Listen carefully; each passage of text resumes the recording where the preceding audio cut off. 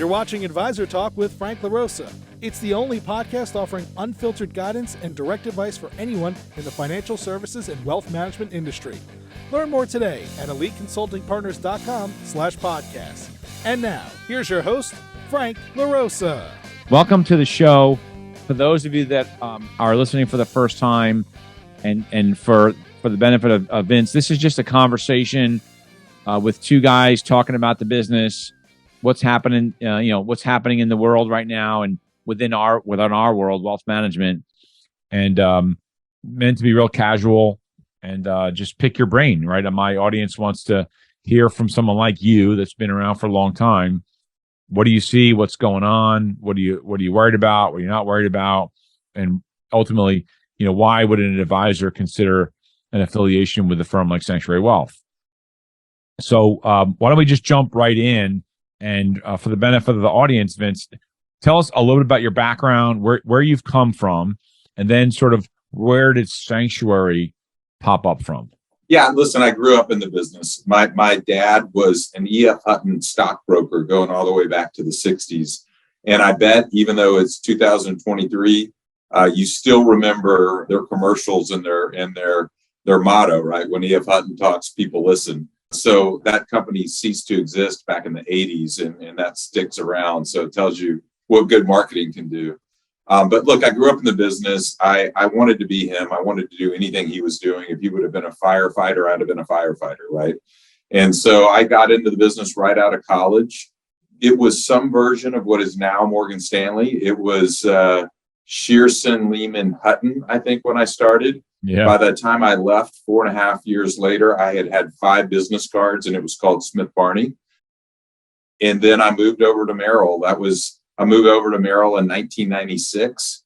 All of that time, I was a financial advisor at Smith Barney, a financial advisor at Merrill for another 5 years, and then recruited into leadership. So 10 years as an FA, and then 18-year leadership career at Merrill Lynch. The last role there was a divisional executive. And so that was a senior role. I reported into Andy Sieg, who was the head of Merrill Lynch, and then he reported into Brian Moynihan, who was the CEO of Bank of America. The 6 of us kind of ran the country like an executive committee. It was more of a national role, but we had field responsibility as well, right? So my field responsibility was Texas to Wyoming and Phoenix to St. Louis. So that's 100 offices, 2,200 advisors. Very difficult to have an impact, at the personal advisor level at that size. So it was a little bit more of a national role. And then of the 6 of us, 2 of us had been asked by the CEO of Bank of America to also be market presidents for Bank of America. So that was my background. That was my insight, into the industry. And it was kind of from that base that I started discovering supported independence, right? Because in my job, unfortunately, and for all my friends who are still, in leadership at a major bank or wirehouse, as I know you were at one time, a big part of the job is kind of trying to convince unhappy advisors that they're happy, right? And so, I got pretty good at that. The comp plan change isn't that bad. Right. No, this is good for you. I'd gotten pretty good at that over the years. I'm embarrassed to admit. But really, the reason that I was comfortable with it is because I didn't think they had any better option. To leave Merrill and go to Morgan was neutral, right? To leave, So I felt okay trying to convince them that no, you actually are happy, and here's why you're happy, until I discovered supported independence. And the way that happened was we were going through one of our comp changes. Which surprise, right? Yeah, which means comp cut, by the way, when you say comp change. But my boss had a slide up that was the market share of Merrill Lynch versus Schwab. And he was pointing out that Schwab had surpassed Merrill's market share, and that was kind of justification for this change in the comp plan. But the whole time I was just sitting there thinking, why did they surpass Merrill's market share? It's not their retail arm, it's their custody, right? And so you start diving into that and you realize, oh my God, they figured out a way to go independent, right? Like I was never worried about that. You probably weren't either. I wasn't worried about my FAs going independent. I thought it was way too hard, such a stretch to go from having everything provided for you to, how do I figure out real estate? Where am I going to custody the assets? What's the technology like? What kind of regulatory risk am I taking? What's the, HR, payroll? Yeah, you're going to have to billing? do everything, and you're going to spend your whole day just dealing with that stuff and not making money for your business. And yeah, right. We were onto the spell. Yeah, well, exactly. And then the rest of the spell was I was completely convinced that the investment platform would be limited. I thought there would be no lending platform. I was convinced the technology had to be subpar because, these big banks are spending billions on technology. How could some independent firm keep up? But then that slide was saying, no, somehow they're still going independent. What is going on? And that's when I started my, I would say obsession with figuring out how they were doing it. And that's when I discovered supported independence. Right. So let's talk about, that's a great evolution of your career. And so supported independence, and you've used that a couple of times, more than a few times. Something tells me that's, not by accident, right? So Sanctuary, is people see the name, and you've had a lot of great success moving some really, really great teams. Some of our clients have gone there, and I was with a team the other day and talking about Sanctuary and why it should be one of the options that they should consider, right? So talk to me about, where did Sanctuary sort of develop from? How did that come to be? And then what makes Sanctuary a supported, using this phrase, supported independence? So that's different than what many people think, independent, and then they hear RIA and they hear all these other things, right? Now this new term of supported independence. So take us through that timeline. Sanctuary, who is it? What you're all about? Why is it supported independence? Yeah. Now, so supported independence, from my perspective, is just there's varying levels of companies out there who will take some of the burden off of your plate if you do want to own your own company, right? And I think that you would agree, any successful financial advisor out there is an entrepreneur. It's almost by definition they're an entrepreneur, but they've lived their whole career in an employee world, and that doesn't gel, right? And so the industry solved that. And, I don't know about you, but I was too busy drinking the Kool-Aid and serving the Kool-Aid and, making the Kool-Aid sometimes to notice it. But the industry evolved, right? Wachovia created FiNet, and FiNet was this option where you could own your own company and they'll still do all these things for you, right? All those things that they were currently doing for the Wachovia advisors or now the Wells Fargo advisors, they'll still do all that for you, yet you own your business.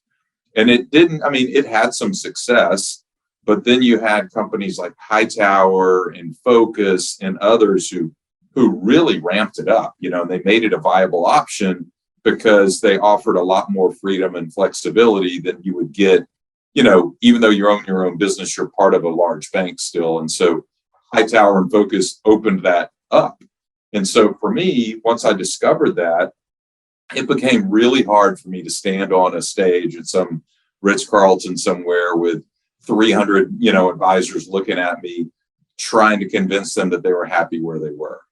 Because now I knew, like, you could actually own this if you wanted, and nobody's going to mess with your comp. You're not going to be managed to the lowest common denominator. Nobody's going to tell you your fee schedule. All these things that you complain about, it's solvable now that the industry has evolved. And so for me, I got worse and worse at convincing them that they were happy, because now I knew there was an option for some of them. And so I went on a pretty deep due diligence, and I looked at all the companies out there who provides varying degrees of supported independence, because one, I was trying to work up the courage to, would I really leave the position that I was in? But number two was, I would only do it if I could find the best one, right? And my problem wasn't that I couldn't find one that I liked. My problem is that I fell in love with all of them because all of these companies have solved it. All of the spell that we were under, like I had become enlightened and I was like, oh, they could go here and they could go there and they could go. And so for me, it was a matter of trying to figure out which one was best, and I couldn't land on it.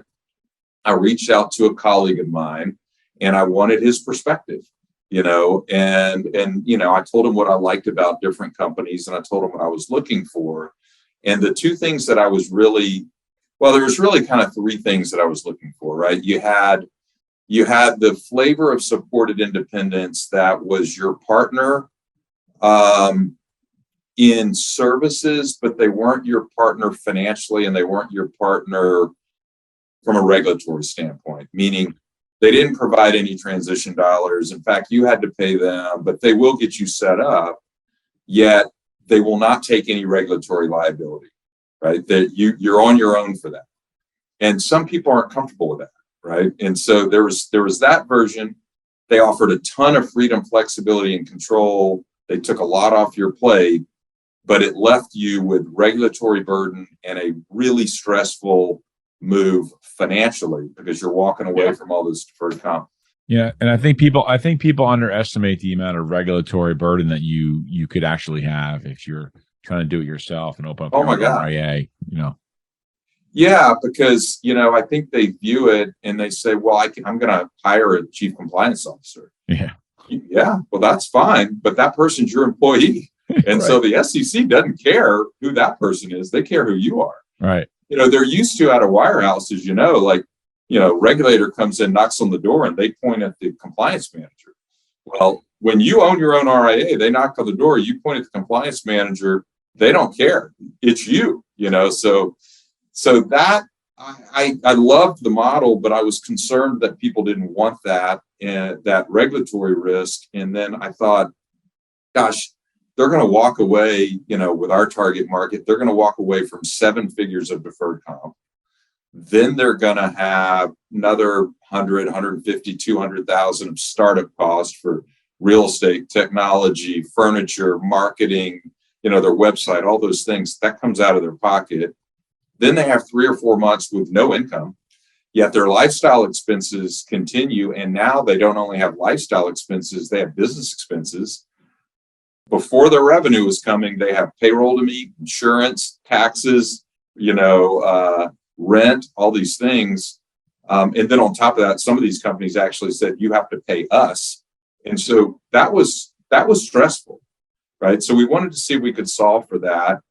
And then the other side that we were trying to solve for was the lack of culture and community, right? So there were companies out there who would solve for the financial stress. They'd say, hey, we'll actually pay you transition dollars. We'll help you with some of these startup expenses. That comes at a price. The price is freedom, flexibility, and control. You now have to do some things our way. You're limited to our products and our platform and our technology and all those things, but we'll take on the regulatory risk and we'll help you with the financial stress. So that was on one end of the spectrum. And then the other end of the spectrum was the other that I described. And I felt like these were trade-offs, right? Like I'm giving up freedom, flexibility, and control for support, infrastructure, and platform. And so we set out to see if we could solve for those and say, can we give them both? Can we give them the freedom, flexibility, and control they crave as an entrepreneur and actually be a business owner without them having to sacrifice the support, infrastructure, and platform? And we felt like we could. And then along the way, can we build a culture and community that if we get it right, they will actually do more business as a result of the culture, and their clients will be better served as a result of the culture. And so we couldn't find that in the marketplace, and we felt like we could build it. And so that's kind of the birth of Sanctuary. Yeah, and I can tell you that from my experience with some of our clients, helping lift them out, right? Breakaways, whatever you want to call it, lift outs. The process, and I've told this to other people, your process and system It's a system in organized fashion to get them where they need to go with real estate. Many of the reasons why advisors don't leave, in particular wirehouse firms, is because they're worried about the transition. They're worried about losing clients. They're worried about breakage and all that other, whatever fancy terms you want to use, right? And I've been most impressed with your process in terms of how your team holds their hand, all along the way, and everybody's involved. It's really a team approach versus what some firms do is just assign you a transition person, right? Like Jill's your person. Like, okay, who else, right? Right. It's a level of comfort that you've been able to give them, and I think that's the reason why the transitions that you have are so successful, and you do attract some of the best of the best. Can I just shift gears for a second? Because one of the things that I find interesting about what you've done, and you talk about bringing in the best of the best, and it is something that I think stands out with Sanctuary in the supported independent space, is can you talk a little bit about your alternative platform, your ability for a sophisticated advisor with sophisticated clients to be taken care of on your platform? Because there's a ton of independent firms out there, right? And they talk about payouts and economics and all the other things. And then as soon as something sophisticated comes up, they sort of get a humming, like, they start doing a dance, right? Tell us about that. Yeah, we really in this industry, and I'm guilty too, we catch ourselves talking about margins and payouts a lot, right? And at the end of the day, what I found is the margins are about the same no matter where you go. Or if you do it on your own, you're going to probably take home somewhere between 60 and 70% after paying all your staff or paying your platform provider, whatever it may be. So that kind of becomes a little less relevant. The where you go, where you can grow the most, that top line number is something that we should talk more about. And like you brought up, Alts is a great example. When you work for a big bank or wirehouse your whole life, as we did, you don't recognize there's opportunity floating around you all the time. But you have been trained to have your blinders on and you don't even notice it. But once you go independent, that opportunity's there. And if you have support and a partner like Sanctuary, we will help you, grab that opportunity and be more relevant to your client. Alternative investments is a great example, right? So yeah, all of us in the independent space, we have to have a solution for what I call the supermarket of AI funds that you can get at any wirehouse, right? Morgan and Merrill both have it. Believe me, we have it. And so does everybody else. You can get it on the independent side. And so that part is kind of table stakes, I would say. But where I find it the most interesting is, I talked about our culture and I'd love to talk more about it, but it is essentially 76 for us clients. So it's 76 companies, partner firms who own their own company. They have their own brand, their own name, their own logo. Their only affiliation with each other is that they both hired Sanctuary, right? But we've created this culture where they feel like they're part of the same elite network, and they compete against each other and they collaborate and they share ideas, and we get them together all the time. And that camaraderie is really positive. But one of the ways we leverage that culture is if you're one of our partner firms, Frank, and you're talking to one of your clients, wealthy client, and they're talking to you about some direct investment they're doing or some, boutique private equity fund or private credit fund that they're getting involved in, or a venture capital deal, whatever it may be. If you were at a big wirehouse or whatever, you would close your ears and say, I can't talk to you about that, right? And in the independent space, you can, right? And you can actually offer advice on that, and you can actually bill for that advice. But what's really neat is, at least at Sanctuary, if you're hearing something that you get really excited about, you can say, hey, listen, I'd like to show that to my other clients. How can I get involved in the selling agreement so that I can show this to other clients? Most of these funds or products, whatever you want to call them, they will require you to meet some sort of minimum, right? They'll say, sure, Frank, you can be part of the selling agreement, but you're going to have to commit to 25 or $50 million in order to be part of it. And you might back away. What our partner firms do is they bring it to our investment committee. We have a whole due diligence team that's focused on this one item. They'll dig into it. And look, they may come back to you and say, Frank, I know you liked it, but I don't know if you noticed this, this, and this. I don't think you should recommend that to your clients, which would be valuable, right? But usually they're going to say, hey, yeah, you're right. We like it too. It's past all of our due diligence. We, Sanctuary, will make the commitment. We'll gladly take the $50 million commitment because it's not just you distributing this. We have 76 of you. And between 76 of you, we know that they'll make the minimum. So what ends up happening is what you heard from your client that was really interesting to you is now not only available to you and your clients, it's available to the whole network's clients. And so they all benefit from that. And then you're going to benefit from something, you're going to be in Philadelphia and you're going to be shown something that someone in our Miami office or our San Francisco office uncovered. So it's all these unique, small, sometimes regional, hard to get products and solutions and opportunities that our partner firms get because of the culture, that makes them better and their clients love it.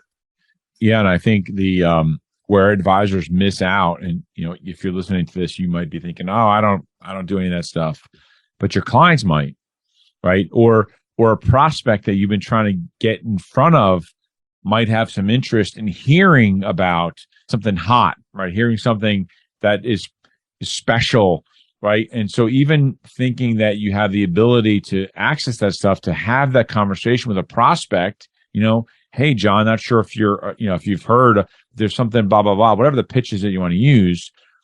Even if they say no, you've now told them that you're in that market and to think about you when it comes to, they might have a deal rolling off and they want to reinvest those dollars. They might call you. So that's the opportunity that guys need to think about. And I say guys, producers in general need to be thinking about that.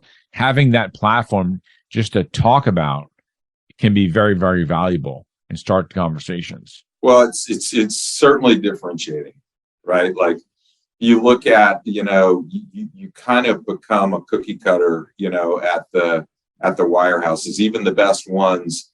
Listen, you have the same products and services as the brand new trainee that was hired yesterday. Your fee schedule's the same, how do you differentiate yourself? And in the independent space, it's much easier. Yeah. So let's, on that point, let's shift a little bit. Let's talk about practice management, growth, right? We're talking about how to go after new clients, right? So in this marketplace, the markets are, those of us that we've been in the business a while, I don't look at last year as sort of like some down market, or people sometimes talk about it. I'm like, no, that wasn't a down market. Maybe we're coming into one right now. Who knows? But if you're an advisor, so your advisors are coming over, right? And they're transitioned. They've done a great job. They've had very little breakage. I mean, in success of their clients coming over. It's January, February.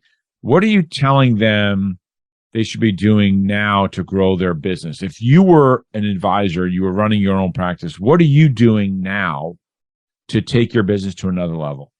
Yeah, I mean, I think there's two things that come to mind that jump out at me. One is you have to be digital, and something you're great at, like digital marketing, using video.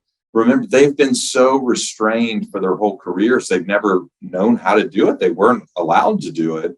And so they need help with that, right? And, of course, we have internal marketing people that can help them with it. And there are third-party marketing firms if you're not a Sanctuary partner firm. But we actually have that. It's funny you say that. And to the audience, I didn't tell them to say that. That was totally off the cuff. But we actually have fractional CMO services that we rolled out from our Practice Dynamics business because, just like you said, I have that. And so we're moving advisors. And then I'm talking about this stuff to build their business. And they're like, well, we want to do what you're doing. But they don't have someone. They don't want to pay, 6 figures to get a marketing person, right? And so we actually sort of rolling this out for advisors that go to firms that don't have an internal system, right? And it's been taking off. But yeah, your social media and online presence is really important. And these advisors that have come from a captive world don't understand how powerful it is. They think it's about, well, I can't talk about this, I can't talk about investments, or I can't talk about whatever. And you're not supposed to be, right? It's really about talking to your marketplace, whatever that marketplace is, about who you are and who your team is and what you're about.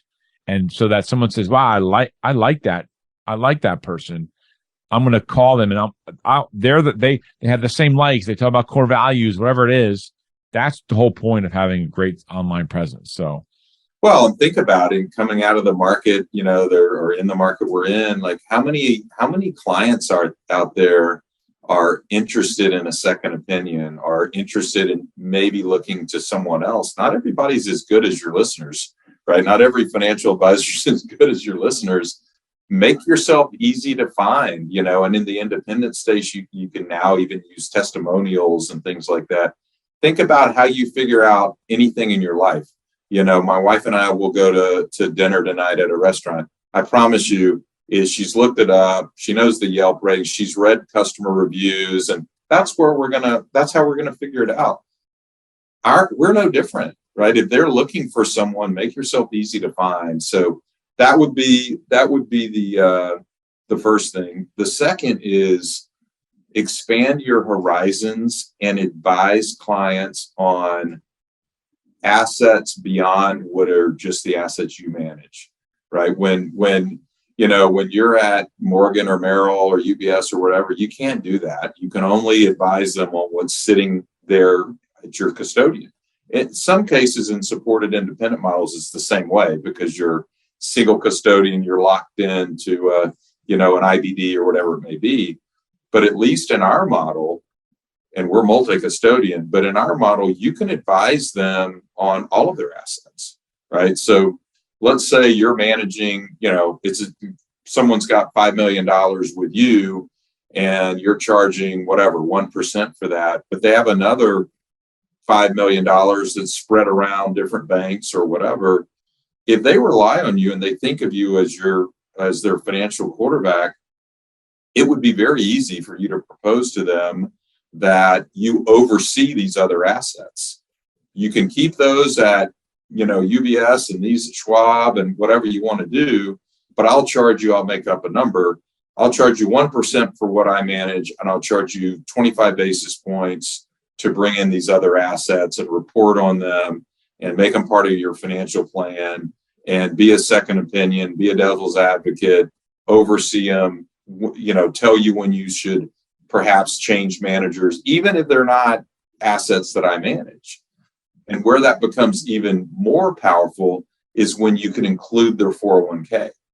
And so I am super excited that we're just incorporating a technology called Pantera, which will not only allow you to advise on a client's 401k and bill for that advice, it will actually allow you to step in and manage the 401k on the client's behalf. You talk about top line growth. If you're sitting at a bank or a brokerage firm right now, you can't even fathom that we're talking about this, because if your client wants to ask you about, hey, can you look at my 401k and tell me which funds I should be in? You can't do it, or you're fired. In our world, not only can you do it, you can bill for the advice, which the client is happy to pay.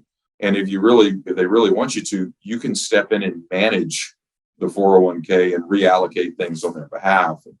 So I would be doing those things, particularly in a market like this where people are, more attuned to risk and, where am I? How correlated are my investments? So that's what I'm excited about now. So that's what you're excited about. Let's take the opposite side of that coin, right? What are you most concerned about? What should advisors be wary of or paying very close attention to in this market where we're at right now? Yeah, I think that anytime, just general market advice, right? Anytime is always to take small bites, right? Not to overbuy or oversell, but I think your listeners are among the best, and they know that, right? They're not panicking or getting overhyped up in a market. But I just think that where I see the risk and where I have the concern is I know some really great advisors that are at banks or wirehouses who do the right thing for their client every day, and they're morally and ethically at the very top of the list, and they're still subject to being terminated tomorrow. And I normally get the call when it's too late, because we have to manage our lowest common denominator very, very closely, and so I can't take them on. But they usually have done something that was not wrong, but it broke policy. In fact, it's usually they were trying to do something in the client's interest for the client, but it violated some sort of policy.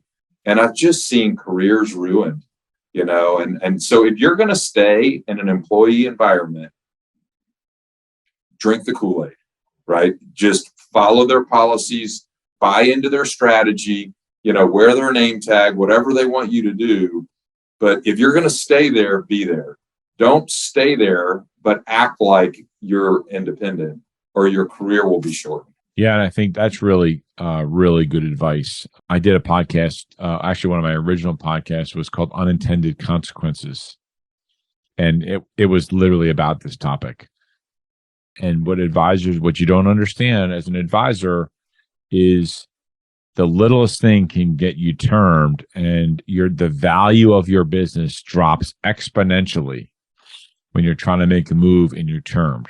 A firm that you would normally go to and they welcome you in open arms, and there'd be a bidding war for you, top dollar, all that good stuff. You're lucky if those quality firms like a Sanctuary are even going to take you.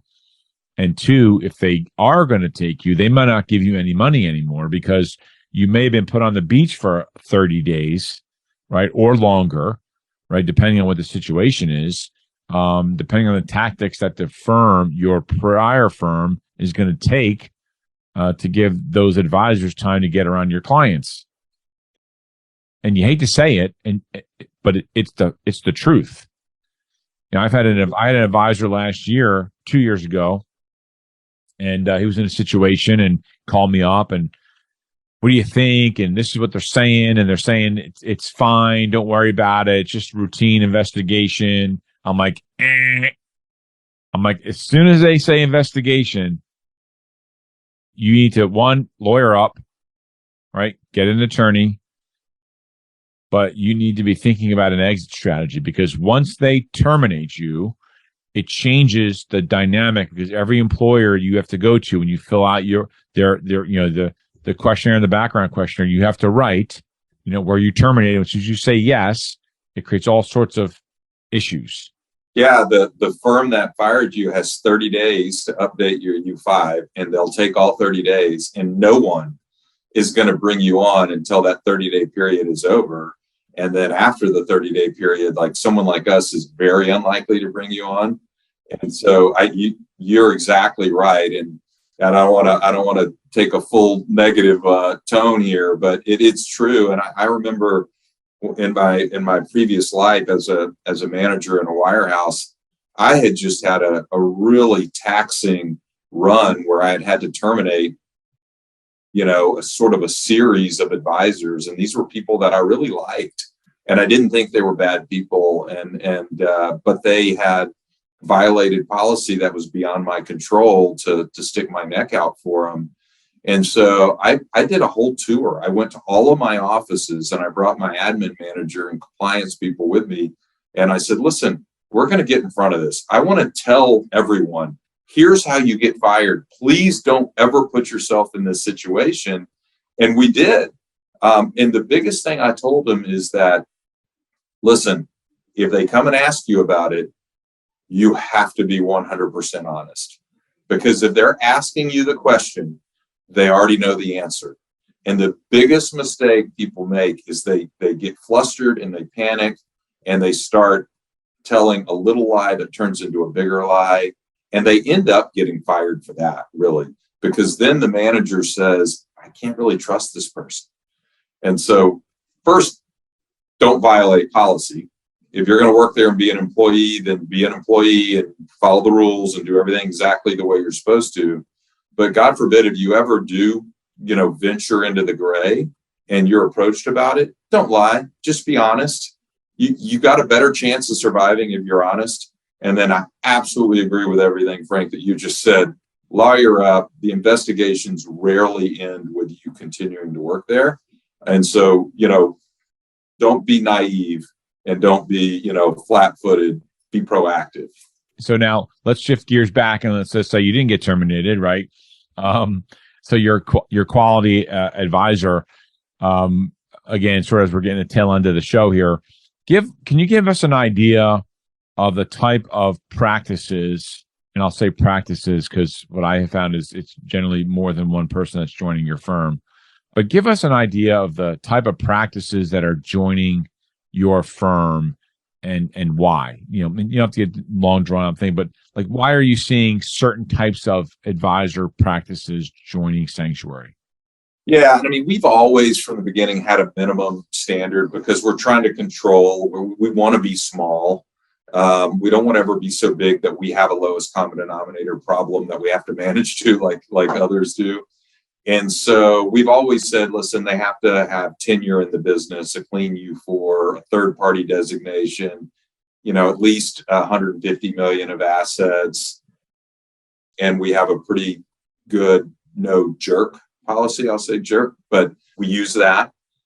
So that that's the starting line, right? The average partner firm we brought on last year did about 3.5 million and had about 500 million of assets. I think the smallest one was about 1 million, and the biggest one was just under 11 million. And so that's kind of where we play.